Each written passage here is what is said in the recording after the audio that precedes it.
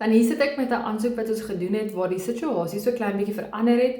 Hierdie mense bly in hulle primary residence, hulle wil hierdie eiendom gaan koop het, so ons het gegaan en die rental income wat hulle op hierdie huis gaan verdien gevat en het bygesit by hulle affordability, by hulle bekostigbaarheid om hierdie eiendom te kan koop. Ons het dit reg gekry om vir hulle 100% verband te kry met die kondisie dat hierdie eiendom dan uitverhuur word en 'n rental income sal verdien. Enige iets is moontlik, enige iets kan werk. 'n Mens moet net weet hoe om dit te struktureer.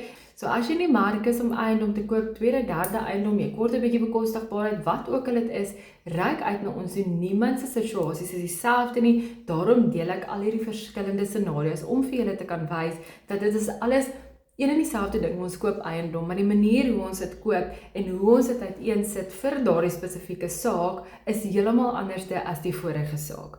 As jy in die mark is om eiendom te koop, reik uit na ons toe. Ons wil jou help.